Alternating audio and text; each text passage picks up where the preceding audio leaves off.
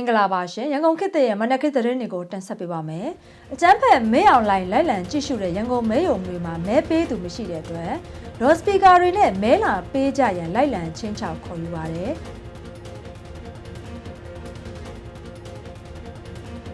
နေပြည်တော်လေဝင်းမြို့နယ်ကစစ်တပ်ဂိတ်ဖြူမြို့နယ်နဲ့ပဲနွယ်ကုန်းမြို့နယ်မှာတပ်စခန်းတွေကိုတော်လန်တပ်တွေကဝင်ရောက်တိုက်ခတ်ခဲ့ပါတယ်။အီရန်ဆန္ဒပြပွဲတွေမှာအစိုးရရဲ့ပြစ်ခတ်အကြမ်းဖက်မှုကြောင့်သေဆုံးသူ900ကျော်ရှိလာပြီးအမေရိကန်ကကြားဝင်ရေးစစ်စခန်းတွေကိုတိုက်ခိုက်မယ်လို့အီရန်ကချင်းချောက်လိုက်တဲ့သတင်းပါဝင်ရန်ကုန်ခေတ်ရဲ့မနက်ခင်းသတင်းတွေကိုတင်ဆက်ပေးပါမယ်။အခုပထမဆုံးတက်ဆက်ပေးခြင်းတဲ့တဲ့တစ်ပုဒ်ကတော့အကြမ်းဖက်စစ်ခေါင်းဆောင်မဲအောင်လိုင်းလိုက်လံကြည့်ရှုတဲ့ရန်ကုန်မဲယုံတွေမှာမဲပေးသူမရှိတာကြောင့်လော့စပီကာတွေနဲ့မဲလာပေးကြဖို့အတွက်လိုက်လံခေါ်ယူမှုတွေလှုပ်ဆောင်ရတယ်လို့ဒေသပြည်သူတွေနဲ့မဲယုံတွေကိုလိုက်လံစောင့်ကြည့်နေတဲ့ကင်းထောက်လူငယ်တွေကရန်ကုန်ခေတ်ကိုပြောပါတယ်။မနေ့ကဇန်နဝါရီလ17ရက်နေ့မှာမြန်မာနိုင်ငံတဝန်းကမြို့ပေါင်း100မှာအကြမ်းဖက်စစ်တပ်ကရွေးကောက်ပွဲအပိုင်းနှစ်အဖြစ်ကျင်းပခဲ့ပြီးရန်ကုန်တိုင်းအတွင်းကဗဟန်းပပဲတန်းလာတာကော့မှုကွန်ကြံကုန်းဒဂုံမြို့သစ်မြောက်ပိုင်းဒေါဘုံပဇွန်တောင်လှိုင်းရွှေပြည်သာထန်းတပင်လှဲကူတောင်ကလာပကိုကိုကျွန်းကြည့်မြင်နိုင်အင်းစိန်အပါဝင်စုစုပေါင်း16မြို့နယ်မှာရွေးကောက်ပွဲအပိုင်းနှစ်ကိုကျင်းပခဲ့တာလည်းဖြစ်ပါတယ်။အဲဒီရွေးကောက်ပွဲအပိုင်းနှစ်ကိုအကြမ်းဖက်မဲအောင်လိုင်းကရန်ကုန်တိုင်းအတွင်းကမြို့နယ်တွေကိုလှည့်လည်ကကြည့်ရှုခဲ့ရမှာသူသွားရောက်မဲ့မဲယုံတွေမှာမဲပေးသူတွေကိုစစ်တပ်နဲ့ရက်ကွက်အုပ်ချုပ်ရေးအဖွဲ့တွေကကြိုတင်စုဆောင်းပြီးလူများတရားလူစုပေးခဲ့ရတယ်လို့လည်းလှိုင်မြို့နယ်ကမဲပေးခဲ့ရတဲ့ပြည်သူတို့ကပြပါတယ်။အဲ့ဒီရွေးကောက်ပွဲမဲပေးဖို့အတွက်ညပိုင်းမှာရက်ကွက်အုပ်ချုပ်ရေးအဖွဲ့ကမဲယုံမှာမဲလာပေးဖို့လိုက်ပြောခဲ့ပြီးမဲမပေးဘူးဆိုရင်ခီးသွားထောက်ခံစမပေးတဲ့အပြင်မဲမပေးတဲ့အိမ်ကလူငယ်တွေကိုစစ်မှုထမ်းခေါ်တာတွေလုပ်မယ်လို့လည်းလိုက်လံပြောကြားနေရလို့လည်းလှိုင်မြို့နယ်16ရက်ကွက်ကပြည်သူတို့ကပြပါတယ်။ဒါအပြင်ဒဂုံမြို့သစ်မြောက်ပိုင်းရွှေပြည်သာထန်းတပင်လဲကိုအင်းစိန်မြို့နယ်တို့မှာမွန်လွဲတနိုင်မိနစ်30ကနေစတင်ပြီးမြို့နယ်အုပ်ချုပ်ရေးအဖွဲ့တွေနဲ့ရက်ကွက်အုပ်ချုပ်ရေးအဖွဲ့တွေကမဲယုံတွေကိုမဖြစ်မနေမဲလာပေးကြဖို့အတွက်မှတ်ပုံတင်မရှိရင်မဲစင်းနံပါတ်ကိုပြောကမဲပေးနိုင်တယ်ဆိုပြီးလဲလော့စပီကာတွေနဲ့လှည့်လည်အော်ဟစ် PRP ချင်းချောက်မှုတွေလှုပ်ဆောင်ခဲ့လို့လည်းသိရပါတယ်။အင်းစိန်မှာတော့ညနေ4နာရီမဲယုံပိတ်ချိန်မှာမို့မဲစင်းမှာပါရင်ချက်ချင်းမဲလာပေးဖို့မှတ်ပုံတင်မရှိရင်လည်းမဲစင်းနံပါတ်ပါတဲ့ဆက်ရွက်နဲ့မဲလာပေးလို့ရတယ်ဆိုပြီးလိုက်လံအော်တယ်လို့အင်းစိန်မြို့နယ်တောင်သူကုန်းရက်ကွက်ကပြည်သူတို့ကရှင်းပြပါတယ်။အကျန်းဖက်စစ်တဲ့ပြောရေးဆိုခွင့်ရှိသူအကျန်းဖက်ဇော်မင်းထွန်းကတော့ရွေးကောက်ပွဲအပိုင်း1မှာမဲပေးသူတွေများပြတဲ့အတွက်အားရတယ်ဆိုပြီးမီဒီယာတွေကိုထုတ်ဖော်ပြောဆိုပြီးရွေးကောက်ပွဲအပိုင်း2မှာလည်းမဲပေးသူများပြလိမ့်မယ်လို့မျှော်လင့်ကြောင်းထုတ်ဖော်ပြောဆိုထားပါတယ်။ရန်ကုန်တိုင်းအတွင်းကမဲယုံတွေမှာမဲလာပေးသူတွေများပြစေဖို့အတွက်ရက်ကွက်အုပ်ချုပ်ရေးအဖွဲ့ကမဲမပေးရင်အဲစင်းကိစ္စစစ်မှုထမ်းကိစ္စစာအုံးစီဝယ်ယူခွင့်စာအုပ်ခီးသွားထောက်ခံစာတွေလွတ်မပေးလို့ဆိုကအကြက်ကင် PRP ချင်းချောက်တာတွေလှုပ်ဆောင်ခဲ့ပေမဲ့လည်းမဲပေးတဲ့သူတွေနေပါခဲ့လို့လည်းသိရှိရပါတယ်။ရန်ကုန်မြို့ရင်းကဗပဲတန်းလတာမြို့နယ်ကမဲယုံတွေမှာလည်းမဲပေးသူနေပါခဲ့ပြီးနနက်7:00နာရီကနေစတင်ကမဲယုံတွေမှာလူမရှိဘူးလို့မဲယုံတွေကိုလိုက်လံကြည့်ရှုခဲ့တဲ့ကင်းထောက်လူငယ်တို့ကပြောပါတယ်ရှင်။နေပြည်တော်ကသတင်းတပုတ်ကိုတင်ဆက်ပေးကြပါမယ်။နေပြည်တော်လေဝေးမြို့နယ်ကအကြမ်းဖက်စစ်တပ်ရဲ့နန်းချိုးချောင်းရေကျော်ဂိတ်ကိုဝင်ရောက်တိုက်ခတ်ခဲ့တယ်လို့ရေစင်တပ်ဖွဲ့ကတာဝန်ရှိသူတို့ကရန်ကုန်ခေတ်သစ်မီဒီယာကိုပြပါရယ်။ဇန်နဝါရီလ10ရက်နေ့ည9:00နာရီအချိန်ကလေဝေးမြို့နယ်အောင်ချမ်းသာကျေးရွာနန်းချိုးချောင်းရေကျော်မှာအတင်းအဓမ္မဂိတ်ဖွင့်ပြီးဆက်ကြေးကောက်ခံနေတယ်။အကြမ်းဖက်စစ်သားတွေကိုပြည်သူတွေရဲ့အကြိမ်ကြိမ်တောင်းဆိုမှုတွေကြောင့်ရေစင်တပ်ဖွဲ့ရဲ့ချေမုံရေးတပ်ဖွဲ့ဝင်တွေကအနီးကပ်ဝင်ရောက်ပစ်ခတ်တိုက်ခိုက်ခဲ့လို့လည်းသိရပါတယ်။အဲဒီတိုက်ခိုက်မှုအတွင်းမှာအကြမ်းဖက်စစ်တပ်ဘက်ကစစ်သား2ဦးဟာထိခိုက်ဒဏ်ရာရှိခဲ့ကဒဏ်ရာပြင်းထန်ပြီးသေဆုံးနိုင်တယ်လို့ ထိခိုက်ဒဏ်ရာရှိတဲ့စစ်သား2ဦးကိုနေပြည်တော်ဂရင်းတစ်ထောင်စစ်ဆေးရုံကိုပို့ဆောင်ထားလို့လည်းသိရပါတယ်။အဲဒီတိုက်ခိုက်မှုကိုရဲစင်တပ်ဖွဲ့ကရဲဘော်တွေကလှုပ်ဆောင်ခဲ့တာဖြစ်ပြီး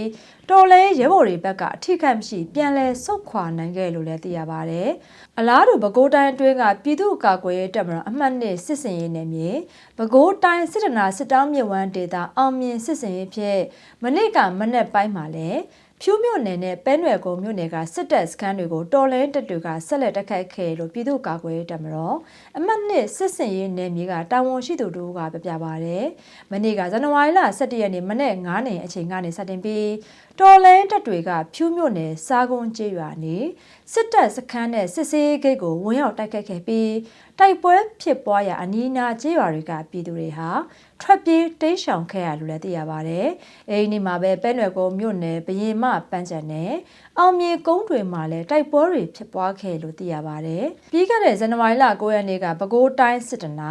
စစ်တောင်းမြစ်ဝမ်းဒေသအောင်မြေစစ်စင်ရေးဖြစ်တောကျွဲရင်မြို့အောင်မြေမြို့အပါအဝင်ရန်ကုန်မန္တလေးလမ်းဟောင်းပေါ်ကအုတ်တွင်းမြို့နယ်ညောင်ခြေထောက်နဲ့ကြိုးပွဲကြစီပင်သာကျေးရွာမှာတက်ဆွဲထားတဲ့အကြမ်းဖက်စစ်တပ်ဂိတ်စကန်ကြောက်တကားမြို့နယ်တာယာကုန်းမြို့မြစ်ရထားလန်တရာမှာအထိုင်ချတက်ဆွဲထားတဲ့ဂိတ်စကန်တို့အပါအဝင်အကြမ်းဖက်စစ်တပ်ရဲ့စခန်း14ခုကိုပြည်သူ့ကာကွယ်ရေးတပ်မတော်ကဝင်ရောက်တိုက်ခိုက်ချေမှုန်းခဲ့ရမှာစစ်တပ်ဘက်ကအယောက်90ကျော်တိတ်ဆုံးခဲ့လို့လည်းသိရပါတယ်ရှင်။ဆက်လက်ပြီးတော့ပဲခူးတိုင်းဖြူးမြို့နယ်နဲ့ထန်းတမီမြို့နယ်ကအကြမ်းဖက်စစ်တပ်ဂိတ်စခန်းထွေအုပ်ရုံးနဲ့ရဲစခန်းတွေကိုဝင်ရောက်တိုက်ခိုက်ခဲ့ရမှာခရိုင်ဒုညွှန်ကြားရေးမှူးတဦးအပါအဝင်စစ်တပ်ဘက်က3ဦးတေသွားခဲ့တယ်လို့ပဲခူးတိုင်းစစ်တနာတာဝန်ရှိသူတို့ကရန်ကုန်ခေတ်သစ်မီဒီယာကိုပြပြပါဗျ။ဇန်နဝါရီလ17ရက်နေ့မှာအမှတ်2စစ်စင်ရေးနယ်မြေပဲခူးတိုင်းစစ်တနာစစ်တောင်းမြစ်ဝမ်းဒေသအောင်မြင်စစ်စင်ရေးနောက်ဆက်တွဲဖြစ်ဖြူးမြို့နယ်ရန်ကုန်မန္တလေးလမ်းဟောင်းပေါ်ကအကြမ်းဖက်စစ်တပ်စာကွန်းဂိတ်အထိုင်စခန်းထန်းတပင်မြို့နယ်ကအကြမ်းဖက်စစ်တပ်ရဲ့တရားမဝင်အတူရောင်ရွေးကောက်ပွဲဖော်ဆောင်တဲ့အထွေထွေအုပ်ချုပ်ရေးရုံးထန်းတပင်မြို့နယ်ရဲစခန်းတို့ကိုပြည်သူ့ကာကွယ်တပ်မတော်ကဆက်လက်တိုက်ခိုက်ခဲ့လို့လည်းသိရပါတယ်။ဖြူးမြို့နယ်ရန်ကုန်မန္တလေးလမ်းဟောင်းပေါ်ကအကြမ်းဖက်စစ်တပ်ရဲ့စာကွန်းဂိတ်အထိုင်စခန်းကိုဝင်ရောက်တိုက်ခိုက်မှုအတွင်းမှာအကြမ်းဖက်စစ်တပ်ဘက်ကထိခိုက်သေဆုံးမှုများပြားခဲ့တယ်လို့အလားတူထန်းတပင်မြို့နယ်အတွင်းအကြမ်းဖက်စစ်တပ်ရဲ့တရားဝင်အတူရောင်ရွေးကောက်ပွဲဖော်ဆောင်တဲ့အထွေထွေအုပ်ချုပ်ရေးရုံးကိုတိုက်ခိုက်မှုအတွင်းအစည်းအဝေးပြုလုပ်နေတဲ့အကြမ်းဖက်စစ်ကော်မရှင်ဒေါက်တာခရိုင်ဒုညွှန်ကြားရေးမှူးတူဟာတေဆုံးခဲ့ရကတခြားဌာနဆိုင်ရာဝန်ထမ်းအများအပြားလည်းထိခိုက်ခဲ့လို့လည်းသိရပါတယ်။ဒါအပြင်ထပ်တပင်မြို့နယ်ရဲစခန်းကိုတိုက်ခိုက်မှုအတွင်းမှာအကြမ်းဖက်စစ်တပ်ဘက်က2ဦးဟာတေဆုံးပြီးဗိုလ်မှူးတူအပါအဝင်စစ်သား3ဦးဟာထိခိုက်ဒဏ်ရာရှိခဲ့လို့လည်းသိရှိရပါတယ်။မင်းလာမြို့နယ်မှာလည်းအကြမ်းဖက်စစ်တပ်ရဲ့တရားမဝင်အတူရောင်ရွေးကောက်ပွဲကိုလုံခြုံရေးယူပေးနေတဲ့အကြမ်းဖက်စစ်သားတွေကိုမနေ့ကဇန်နဝါရီလ17ရက်နေ့မနေ့ပိုင်းအချိန်မှာဖောက်ခွဲတိုက်ခိုက်ခဲ့သလိုပေါင်းတယ်မြို့နယ်ပေါက်တော်ရွာကအကြမ်းဖက်စစ်တပ်ရဲ့ခမရ10တရင်ကိုလည်းလက်နက်ကြီးတွေနဲ့ပစ်ခတ်တိုက်ခိုက်ခဲ့လို့လည်းသိရပါတယ်။ဒီစစ်စင်ရေးကိုအမှတ်2စစ်စင်ရေးနယ်မြေပဲခူးတိုင်းစစ်တနာဗျူဟာ23ကုတ်ကမ်းမှုအောက်ကအမှတ်3532တရင်ဒရုန်းအဖွဲ့ဗျူဟာ22ကုတ်ကဲမှုအောက်ကအမှတ်3832တရင်တက်ခွဲ4ဗျူဟာ21ကုတ်ကဲမှုအောက်ကအမှတ်3631တရင်အမှတ်3 AR တရင်ဖြူးမြို့နယ်ပကဖမင်းလာမြို့နယ်ပကဖတို့ပူးပေါင်းဆောင်ရွက်ခဲ့တာဖြစ်တယ်လို့လည်းသတင်းထုတ်ပြန်ထားပါတယ်။လက်ရှိအချိန်မှာတော့အမှတ်2စစ်စင်ရေးနယ်မြေပဲခူးတိုင်းစစ်တနာနယ်မြေအတွင်းစစ်ရေးအခြေအနေတွေတင်းမာနေပြီးပြည်သူတွေအနေနဲ့အကြမ်းဖက်စစ်တပ်စခန်းတွေအနီးအနားကိုမလိုအပ်ဘဲတွားရောက်တာတွေမပြုကြဖို့ကိုလည်းပဲခူးတိုင်းစစ်တနာကအသိပေးပြောဆိုထားပါတယ်ရှင်။ဆက်လက်ပြီးတော့ပဲခူးတိုင်းထန်းတပင်မြို့နယ်အထွေထွေအုပ်ချုပ်ရေးမှူးရုံးမှာရွေးကောက်ပွဲအစည်းအဝေးပြုလုပ်နေချိန်မှာဒရုန်းနဲ့ဘုံကျဲခဲ့ရမှာခရိုင်လက်ထောက်ညွှန်ကြားရေးမှူးနေထွန်းသိန်းဟာဘုံထိမှန်သေဆုံးသွားတယ်လို့တော်လိုင်းသတင်းမြစ်ကရန်ကုန်ခေတ်သစ်မီဒီယာကိုပြပြပါရယ်။ဇန်နဝါရီလ17ရက်နေ့မနေ့9နာရီခွဲလောက်ကထန်းတပင်မြို့နယ်အထွေထွေအုပ်ချုပ်ရေးရုံးမှာရွေးကောက်ပွဲမဲစင်းနဲ့မဲရုံလုံခြုံရေးကိစ္စအစည်းအဝေးပြုလုပ်နေစဉ်တွင်တော်လိုင်းတပ်တွေကဒရုန်းနဲ့ဘုံကျဲချခဲ့ရမှာအစည်းအဝေးတက်ရောက်နေတဲ့ခရိုင်လက်ထောက်ညွှန်ကြားရေးမှူးနေထွန်းသိန်းမှာဒ drone မုံထိမှန်ကပွဲချင်းပြီးတည်ဆုံသွားသလိုအစည်းအဝေးကိုတက်ရောက်နေတဲ့တခြားဌာနဆိုင်ရာဝန်ထမ်းတွေလည်းအများအပြားထိခိုက်သွားလို့လည်းသိရပါတယ်။ပဲခူးတိုင်းမှာရွေးကောက်ပွဲအပိုင်းနှစ်ဖြစ်ဒိုက်ဦးရွှေကျင်ထန်တပင်ရိတာရှိဇီကုံပေါင်းတယ်ကဝတနက်ပေပေါက်ခေါင်းဗတောင်းမိုးညိုနယ်မင်းလာမြို့နယ်စုစုပေါင်း12မြို့နယ်မှာရွေးကောက်ပွဲကိုမနေ့ကကျင်းပခဲ့တာလည်းဖြစ်ပါတယ်ရှင်။မန္တလေးရသတင်းတပုတ်ကိုကြည့်အောင်ပါမန္တလေးတိုင်းမြင်းချံမြို့နယ်ကြောက်ကုန်းရွာမှာအထိုင်ချထားတဲ့ပြူစောထီစကန်ကိုဝင်ရောက်တိုက်ခတ်ခဲ့ရမှာစစ်တပ်ဘက်က2ဦးဟာတေသွားခဲ့တယ်လို့မြင်းချံခရိုင်ဝမ်မော်စစ်ကြောင်းကတာဝန်ရှိသူတို့ကရန်ကုန်ခေတ်သစ်မီဒီယာကိုပြပြပါဗျ။ဇန်နဝါရီလ17ရက်နေ့မှာမြင်းချံမြို့နယ်ကြောက်ကုန်းကျေးရွာမှာအထိုင်ချတပ်ဆွဲထားတဲ့ပြူစောထီစကန်ကိုတော်လဲတပ်ဖွဲ့တွေကဝင်ရောက်တိုက်ခတ်ခဲ့တာလည်းဖြစ်ပါတယ်။အဲဒီတိုက်ခိုက်မှုအတွင်းမှာအကြမ်းဖက်စစ်တပ်ဘက်က9ဦးဟာပြင်းထန်ဒဏ်ရာရှိခဲ့ပြီး2ဦးဟာတေဆုံးခဲ့တာလည်းဖြစ်ပါတယ်။အဲဒီတိုက်ခိုက်မှုဟာတနိုင်ခွဲကျော်ကြာမြင့်ခဲ့ပြီးတော်လဲတပ်ဖွဲ့တွေဘက်ကပြူစောထီစကန်ကိုသိမ်းပိုက်နိုင်ခဲ့ကရှင်းလင်းရေးပြုလုပ်ပြီးတဲ့နောက်မှာအထိခိုက်မရှိပြန်လည်ဆုတ်ခွာနိုင်ခဲ့လို့လည်းသိရပါတယ်။ဒီတိုက်ခိုက်မှုကိုမြင်းကြံခရိုင်ဝမ်မော်စစ်ကြောင်းမြင်းကြံခရိုင်တရင်1မြင်းကြံခရိုင်တရင်2တောင်းမြေစစ်ကြောင်းမိုရှေဒါယန်ပြည်သူ့ကာကွယ်တပ်ဖွဲ့နဲ့ပတ်တာပြည်သူ့ကာကွယ်တပ်ဖွဲ့တို့ပူးပေါင်းလှုပ်ဆောင်ခဲ့တာဖြစ်တယ်လို့လည်းသိရပါတယ်ရှင်။စကိုင်းသတင်းတပုတ်ကိုတက်ဆက်ပေးကြပါမယ်။စကိုင်းတိုင်းရေဦးမြို့ပေါ်မှာအကြမ်းဖက်စစ်တပ်ကရွေးကောက်ပွဲပြုလုပ်နေစဉ်ကျေးရွာစာတင်ကျောင်းဖုန်ကြီးကျောင်းနဲ့တိုက်နယ်စေယုံတွေကိုဇက်တိုက်ပုံကျဲနေတာကြောင့်ပြည်သူတွေဟာထွက်ပြေးတိမ်းရှောင်နေရတယ်လို့ရေဦးမြို့နယ်အနောက်ချမ်းဆောင်သတင်းဆက်သွယ်ရေးတာဝန်ခံထူးခန့်စောအမေသားကရန်ကုန်ခေတ်သစ်မီဒီယာကိုပြပြပါဗျ။နဝိုင်လ10ရက်နေ့ည10:50လောက်မှာတအုပ်လေတပ်ကနေတက်လာတဲ့အကြမ်းဖက်စစ်တပ်ရဲ့ Jet Fighter တစ်စီးဟာရေဦးမြို့နယ်အရှိမြောက်ဘက်ချမ်းက4ရွာစာတင်ကျောင်းကိုဘုံကျဲတက်ခတ်ခဲ့တာလည်းဖြစ်ပါတယ်။အလားတူမနေ့ကမနေ့အစောပိုင်း3:59မိနစ်လောက်မှာလ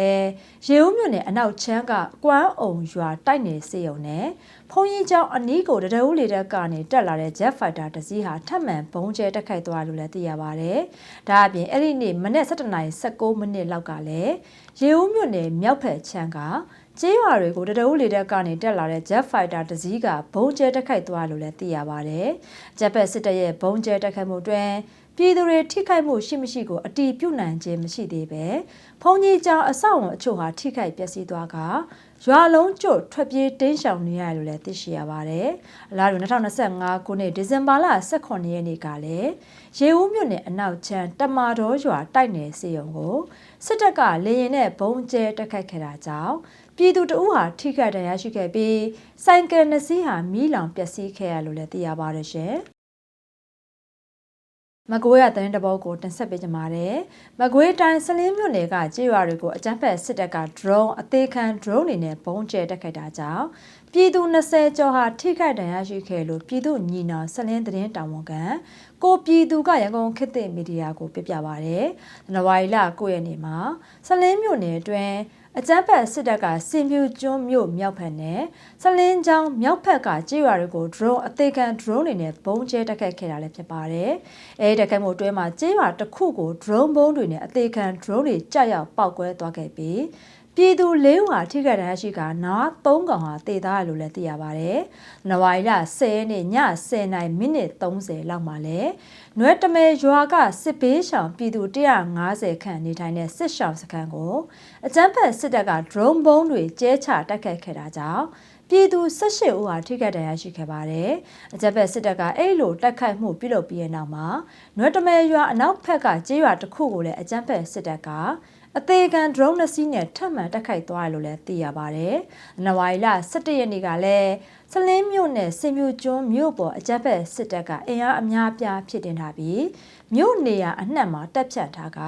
အထက1နဲ့အထက2ကျောင်းတို့မှာအတူရောင်ရွေးကောက်ပွဲကိုမဲပေးနိုင်ရေးအတွက်စစ်ဘေးရှောင်နိုင်ခြင်းမရှိတဲ့ပြည်သူတွေကိုအတင်းကျပ်ချင်းချောက်ကမဲထည့်နိုင်ရေးလှုပ်ဆောင်နေရလို့လည်းသိရပါတယ်။သလင်းမြို့နယ်စင်မြူကျွန်းမြို့အပါအဝင်ကျေးရွာတွေကစစ်ဘေးတိမ်းရှောင်နေရတဲ့ပြည်သူ9000နီးပါးရှိနေပြီးလက်ရှိအချိန်ထိစလင်းမြို့နယ်အတွင်းစစ်ရေးအရှိန်ပြင်းထန်နေကအပြစ်မဲ့စစ်ရှောင်ပြည်သူတွေနဲ့ကျေးရွာတွေကိုအကြမ်းဖက်စစ်တပ်ကပြစ်မှတ်ထားတိုက်ခိုက်ကလူသားတိုင်းဖြစ်အသုံးချနေတာကိုလည်းတွေ့မြင်ရတယ်လို့ပြည်သူညီနောင်စလင်းသတင်းတာဝန်ခံကိုပြည်သူကပြောပါတယ်ရှင်။ နိုင်ငံတကာသတင်းတွေကိုဆက်လက်တင်ဆက်ပေးကြပါမယ်။အီရန်အစိုးရဟာနှစ်ပေါင်းများစွာအတွင်းမှာအကြီးမားဆုံးအစိုးရဆန့်ကျင်ရေးဆန္ဒပြပွဲတွေနဲ့ရင်ဆိုင်နေရချိန်မှာ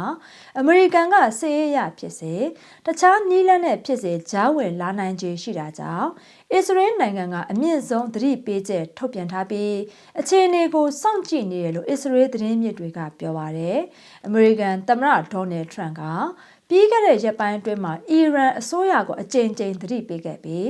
ဆန္ဒပြသူတွေကိုအင်အားသုံးမနှိမ်နင်းဖို့နဲ့အမေရိကန်အနေနဲ့ကူညီဖို့အသင့်ရှိနေတယ်လို့ဇန်နဝါရီလ10ရက်စနေနေ့မှာပြောကြားခဲ့တာဖြစ်ပါတယ်။အစ္စရေးဝန်ကြီးချုပ်ဘင်ဂျမင်နေတန်ယာဟုနဲ့အမေရိကန်နိုင်ငံခြားရေးဝန်ကြီးမာကိုရူဘီရိုတို့ဟာစနေနေ့ကဖုန်းနဲ့ဆက်သွယ်ခဲ့ကြပြီးအီရန်မှာအမေရိကန်ဂျားဝင်နိုင်ခြေရှိတဲ့ကိစ္စရပ်တွေကိုဆွေးနွေးကြကြလို့လည်းသိရပါတယ်။အစ္စရေးဟာအီရန်ရဲ့နျူကလ িয়ার နဲ့ဒုံးပြန်အစီအစဉ်တွေပေါ်စိုးရိမ်နေပေမဲ့လည်းအခုဖြစ်ပွားနေတဲ့ဆန္ဒပြပွဲတွေကိုဂျားဝင်ဖို့အစီအစဉ်ရှိတယ်လို့အရေးအမွဲ့မပြသေးပါဘူး။ဒါပေမဲ့နေတန်ယာဟုကတော့အီရန်ကသာအစ္စရေးကိုအရင်တိုက်ခိုက်လာခဲ့ရင်စိုးရွားတဲ့နောက်ဆက်တွဲအကျိုးဆက်တွေကိုခံစားရလိမ့်မယ်လို့လည်းသတိပေးထားပါတယ်။အစ္စရေးနဲ့အီရန်တို့ဟာပြီးခဲ့တဲ့ဇွန်လအတွင်းမှာ12ရက်ကြာစစ်ပွဲတစ်ခုဖြစ်ပွားခဲ့မှုတာကြောင့်အခုအချိန်မှာနှစ်နိုင်ငံကြားတင်းမာမှုတွေကအထွတ်ထိပ်ကိုရောက်ရှိလာနေတာလည်းဖြစ်ပါတယ်။လက်ရှိမှာတော့အီရန်အာဏာပိုင်တွေကအင်တာနက်နဲ့ဖုန်းလိုင်းတွေကိုဖျက်တောက်ပြီးဆန္ဒပြပွဲတွေကိုပုံမတင်းကျပ်စွာနှိမ်နင်းဖို့ပြင်ဆင်နေတာကြောင့်အခြေအနေဟာပုံမစိုးရိမ်လာစရာလည်းကောင်းနေပါတယ်ရှင်။ဆက်လက်ပြီးတော့အီရန်နိုင်ငံမှာဖြစ်ပွားနေတဲ့ဆန္ဒပြမှုတွေအတွင်းမှာသေဆုံးသူအရေအတွက်ဟာ900ကျော်သွားပြီလို့လူ့အခွင့်အရေးအဖွဲ့အစည်းတစ်ခုကတခွေနဲ့ဇန်နဝါရီလ17ရက်နေ့မှာသတင်းထုတ်ပြန်လိုက်ပါတယ်။တစ်ချိန်တည်းမှာပဲအမေရိကန်သမ္မတဒေါ်နယ်ထရန့်ကဆန္ဒပြသူတွေဘက်ကနေကြားဝင်ကူညီမယ်ဆိုတဲ့ချင်းချောက်မှုတွေကိုလက်တွေ့လှုပ်ဆောင်လာခဲ့ရင်အမေရိကန်စစ်စခန်းတွေကိုပြန်လည်တိုက်ခိုက်သွားမယ်လို့အီရန်အစိုးရကတုံ့ပြန်လိုက်ပါတယ်။အမေရိကန်အခြေစိုက် HRNA လူ့ခွင့်ရေးအဖွဲ့ရဲ့နောက်ဆုံးရရှိထားတဲ့ကိန်းဂဏန်းတွေရနှစ်ပတ်အတွင်းမှာဆန္ဒပြသူ490ဦးနဲ့လုံခြုံရေးတပ်ဖွဲ့ဝင်48ဦးစုစုပေါင်း938ဦးဟာတိတ်ဆုံးခဲ့တာကိုလည်းအတည်ပြုနိုင်ခဲ့ပါတယ်။ဖမ်းဆီးခံရသူအရေအတွက်ဟာလည်း1600ကျော်ရှိနေပါပြီ။အီရန်အစိုးရဘက်ကတော့တိတ်ဆုံးသူအရေအတွက်ကိုတရားဝင်ထုတ်ပြန်ထားခြင်းမရှိသေးပါဘူး။အမေရိကန်သမ္မတထရန့်ဟာလာမယ့်အင်္ဂါနေ့မှာအစစ်မြင့်အကြံပေးတွေနဲ့တွေ့ဆုံပြီးအီရန်ကိစ္စတွေရွေးချယ်စရာနည်းလမ်းတွေကိုဆွေးနွေးမှာလည်းဖြစ်ပါတယ်။အဲ့ဒီထဲမှာစစ်ရေးရတိုက်ခိုက်တာစိုက်ဘာလက်နက်တွေသုံးစွဲတာပိတ်ဆို့မှုတွေတိုးမြင့်တာနဲ့ဆန္ဒပြသူတွေကိုအွန်လိုင်းကနေကူညီတာတွေပါဝင်နိုင်တယ်လို့လည်းသတင်းတွေထွက်ပေါ်နေပါတယ်။ဒီပေါ်မှာအီရန်လွှတ်တော်ဥက္ကဋ္ဌကွာလီဗက်စ်ကတော့အကယ်၍အီရန်ကိုတိုက်ခိုက်လာခဲ့ရင်အစ္စရေးနိုင်ငံအပြင်အမေရိကန်ရဲ့စစ်စခန်းတွေနဲ့စစ်သင်္ဘောတွေအားလုံးဟာကျွန်တော်တို့ရဲ့ပြစ်မှတ်တွေဖြစ်လာလိမ့်မယ်လို့ပြင်းပြင်းထန်ထန်သတိပေးလိုက်ပါတယ်။အီရန်အာဏာပိုင်တွေဟာအင်တာနက်တွေကိုဖျက်တောက်ထားပြီးဆန္ဒပြပွဲတွေကိုအင်အားသုံးနှိမ်နင်းနေပါတယ်။ရုပ်သံမှတ်တမ်းတွေအရတီရီယန်မြို့ကရင်ခွဲရုံတွေမှာရုပ်လောင်းတွေထည့်ထားတဲ့အိတ်တွေအများအပြားရှိနေတာကိုလည်းတွေ့ရှိရပါတယ်။အီရန်သမ္မတကတော့အမေရိကန်နဲ့အစ္စရေးတို့ဟာဗလီတွေကိုမိရှို့ဖို့ဗန်တွေကိုတိုက်ခိုက်ဖို့အကြမ်းဖက်သမားတွေကိုဆင်လွတ်နေတာဖြစ်တယ်လို့ဆွဆွဲထားပြီးမိဘတွေအနေနဲ့သူတို့ရဲ့သားသမီးတွေကိုဆန္ဒပြပွဲတွေမပါဝင်ခိုင်းဖို့လည်းတိုက်တွန်းထားပါတယ်။ကုလသမဂ္ဂအထွေထွေအတွင်းမှုချုပ်အန်တိုနီယိုဂူတာရက်စ်ကတော့အကြမ်းဖက်နှိမ်နင်းမှုသတင်းတွေပေါ်တုံ့လုံမိကြောင်းနဲ့လွတ်လပ်စွာဖော်ထုတ်ခွင့်ကိုလေးစားဖို့တိုက်တွန်းထားပါတယ်။အစ္စရေးနိုင်ငံကလည်းအမေရိကန်ကအီရန်ကိုဂျားဝင်တိုက်ခိုက်လာနိုင်ခြေရှိတာကြောင့်အမြင့်ဆုံးသတိပေးချက်ထုတ်ပြန်ထားပါတယ်။အရင်ကလည်း2025ဇွန်လမှာအစ္စရေးနဲ့အီရန်တို့စစ်ပွဲဖြစ်ပွားခဲ့ပြီးအမေရိကန်ကအီရန်ရဲ့နျူကလ িয়ার စခန်းတွေကိုတိုက်ခိုက်ခဲ့တဲ့သမိုင်းကြောင်းလည်းရှိပါတယ်ရှင်။အခုနောက်ဆုံးတက်ဆက်ပေးခြင်းတဲ့သတင်းတစ်ပုဒ်ကတော့ယူကရိန်းနိုင်ငံရဲ့စွမ်းရည်စနစ်တွေကိုရုရှားကညလုံးပေါက်ဘုံကျဲတိုက်ခိုက်ခဲ့တာကြောင့်မြို့တော်ကိဗက်မှာရှိတဲ့တိုက်ခန်းပေါင်း1000ကျော်ဟာလက်ဆင့်မီးနဲ့အပူပေးစနစ်တွေပြတ်တောက်နေဆဲဖြစ်ပါတယ်။အခုလိုအေးခဲနေတဲ့ရာသီဥတုဆိုးရွားနေချိန်မှာရုရှားကတမင်တက်တက်ပြစ်မှတ်ထားတိုက်ခိုက်ခဲ့တာလည်းဖြစ်ပါတယ်။ပြီးခဲ့တဲ့တစ်ပတ်တွင်ရုရှားဟာ drone အစင်းရေ1100လမ်းညွန်ပုံ890ကျော်နဲ့ဒုံးကျည်ပေါင်း အမျိုးမျိုးအစင်း90လောက်သုံးဆွဲပြီးယူကရိန်းကိုတိုက်ခိုက်ခဲ့လို့သမ္မတဇလန်စကီကပြောကြားခဲ့ပါတယ်။တောက်ကြနေ့ကတိုက်ခိုက်မှုကြောင့်ကိဗက်မြို့တစ်မြို့လုံးနီးပါးဟာမီးနဲ့အပူပေးစနစ်ဟာပြတ်တောက်သွားခဲ့ရပါတယ်။အဲဒီနေ့မှာတော့ရေပေးဝေမှုဟာပြန်လည်ရရှိအောင်လှုပ်ဆောင်နိုင်ခဲ့ပြီးမြဲလဲမီးနဲ့အပူပေးစနစ်ကတော့အကန့်အသတ်နဲ့ပဲပြန်လည်ရရှိပါသေးတယ်။လက်ရှိမှာတော့အပူချိန်ဟာ -12 ဒီဂရီဆယ်စီယပ်အောက်ကိုရောက်ရှိနေပြီးရှေ့လျှောက်လဲ -20 ဒီဂရီဆယ်စီယပ်အထိထိုးဆင်းသွားနိုင်တယ်လို့လည်းသိရှိရပါတယ်။အဲဒါကြောင့်ဒီဆောင်းရာသီဟာ